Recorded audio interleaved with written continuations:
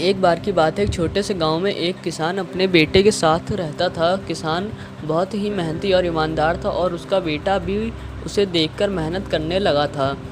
लेकिन बेटे की आदतें कुछ ठीक नहीं थी। वह हमेशा दूसरों की बुराई करता और दूसरों के साथ अच्छा व्यवहार नहीं करता था।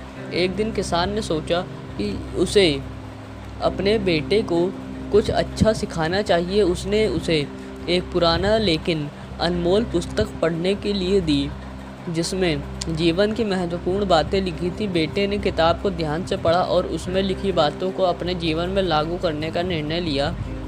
कुछ दिनों बाद बेटे ने अपने व्यवहार में सुधार करना शुरू किया। उसने अपनी गलतियों को स्वीकार किया और दूसरों की मदद करने लगा। गांव में लोग उसकी बदलती आदतों को देखकर बहुत खुश हुए। लोग अब उसकी सराहना करने लगे और उसकी अच्छी संगति से प्रेरित होकर उन्हें भी अपनी आदतों को सुधारने का निर्णय लिया। लेकिन एक दिन गांव में एक बड़ा उत्सव आयोजित किया गया। किसान का बेटा उत्सव में हिस्सा लेने गया और वहां उसने अपनी नई आदतों का प्रदर्शन किया।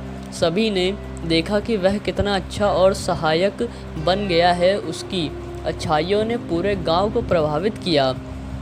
उत्सव के अंत में किसान ने अपने बेटे को गले लगाया और कहा, तुम्हारी मेहनत और सुधार ने पूरे गांव को दिखा दिया कि अच्छी संगति और सही व्यवहार में जीवन में कितनी खुशियां आती हैं। इस घटना के बाद किसान का बेटा और भी मेहनती और अच्छे इंसान बन गया। उसने समझ लिया कि जीवन में सफलता और खुशी के लिए अच्छाई और अच्छे व्यवहार सबसे महत्वपूर्ण होते हैं। इस कहानी से हमें यह शिक्षा मिलती है कि अच्छी संगति और सकारात्मक व्यवहार से न केवल अपने जीवन में सुधार होता है, बल्कि दूसरों को भी प्रेरणा मिलती है।